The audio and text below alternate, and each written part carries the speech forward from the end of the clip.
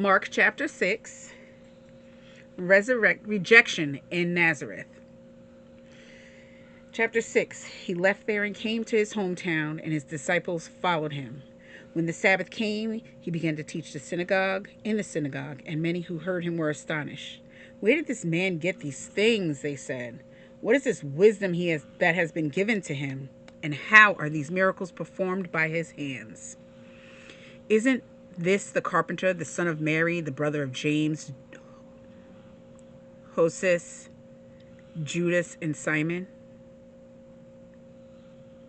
Aren't his sisters here with us? So they were offended by him. Jesus said to them, a prophet is not without honor except in his hometown, among his relatives, and in his household. He is not able to do miracle there, except that he laid his hands on a few sick people and healed them. And he was amazed at their unbelief. He was going around the villages teaching. He summoned the 12 again and began to send them out in pairs and gave them authority over unclean spirits. He instructed them to take nothing for the road except a staff, no bread, no traveling bag, no money in their belts, but to wear sandals and not put on an extra shirt. He said to them, whenever you enter a house, stay there until you leave that place. If any place does not welcome you or listen to you, when you leave there, shake the dust off your feet as a testimony against them. So they went out and preached that people should repent. They drove out many demons, anointed many sick people with oil, and healed them. King Herod heard about it because Jesus' name had become well known. Some said John the Baptist has been raised from the dead, and that's why miraculous powers are at work in him. But others said, he's Elijah. Still others said, he's a prophet, like one of the prophets from long ago. When Herod heard of it, he said, John, the one I beheaded, has been raised. For Herod himself had given orders to arrest John and chain him in prison on account of Herodias, his brother Philip's wife, because he had married her. John had been telling Herod, it's not lawful for you to have your brother's wife. So Herodias held a grudge against him and wanted to kill him, but she could not, because Herod feared John and protected him, knowing he was righteous and holy man. When Herod heard him, he would be very perplexed, and yet he liked to listen to him. An opportune time came on his birthday, when Herod gave a banquet for his nobles, military commanders, and the leading men of Galilee. When Herodias' own daughter came in and danced, she pleased Herod and his guests. The king said to the girl, ask me whatever you want, and I'll give it to you. He promised her with an oath, whatever you ask me, I will give you, up to half my kingdom. She went out and said to her mother, what should I ask for? John Baptist's head, she said. At once she hurried to the king and said, I want you to give me the head of John the Baptist on a platter immediately. Although the king was deeply distressed because of his oaths and the guests, he did not want to refuse her. The king immediately sent for an executioner and commanded him to bring her John's head. So he went and beheaded him in prison, brought his head on a platter, and gave it to the girl. Then the girl gave it to her mother. When John's disciples heard about it, they came and removed his corpse and placed it in a tomb. The apostles gathered around Jesus and reported to him all that they had done and taught. He said to them, come away by yourselves to a remote place and rest for a while. For many people are coming and going, and they did not even have time to eat. So they went away in a boat by themselves to a remote place, but many saw them leaving and recognized them, and they ran on foot from all the towns and arrived ahead of them. When he went ashore, he saw a large crowd and had compassion on them, because they were like sheep without a shepherd. He then began to teach them many things. When it grew late, the disciples approached him and said, this place is deserted and it's already late. Send them away so they can go into the surrounding countryside and villages to go buy themselves something to eat. You give them something to eat, he responded. They said to him, should we go and buy 200 denarii worth of bread and give them something to eat? He asked them, how many loaves do you have? Go and see. When they found out they had 5 and 2 fish, then he instructed them to have the people sit down in groups on the green grass. So they sat down in groups of hundreds and fifties.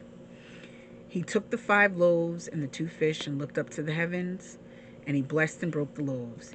He kept giving them to the disciples to set before the people. He also divided the 2 fish among them all.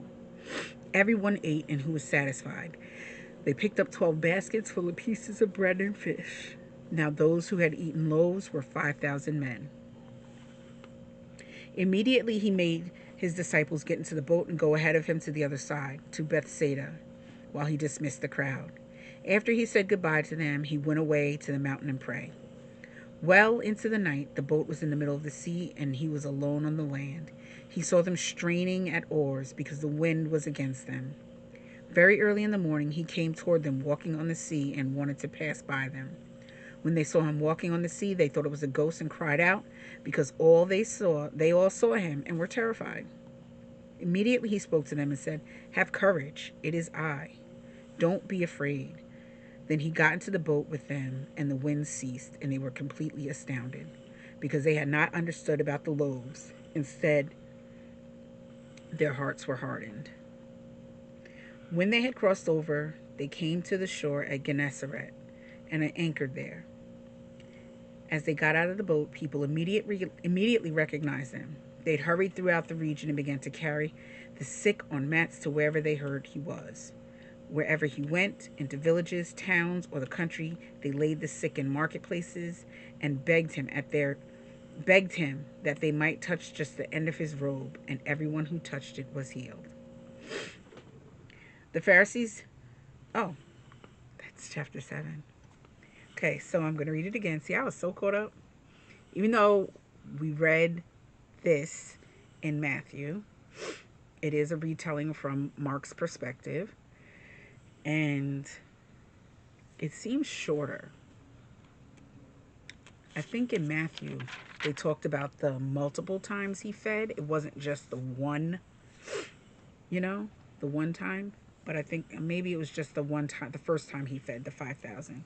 But I know he fed 4,000 or something like a couple days before. But I'm going to read it again. It is convenient that at the end of feeding everyone, he had 12 baskets left. So each of the disciples had food for themselves as well, because at first they were just worried about the people that were trying to get blessings. And they didn't even think about themselves when it was time to eat. They were basically like, how are we going to feed these people? We're supposed to take money and go into the city and go get some food for them? But there was enough for them to get fed. And also, again, I mentioned he goes to a quiet place to be alone. Like he sent them off in the boat so he could be alone. They were leaving. They were on the water. And when he came to them, they were scared. It's like I said before, they keep seeing all these miracles around him. All these miracles. Yet they still don't believe he is capable of it. They did not believe it was him. They thought it was a ghost walking on that water. Okay, I'm going to read it again, take my notes, and I'll see you next time.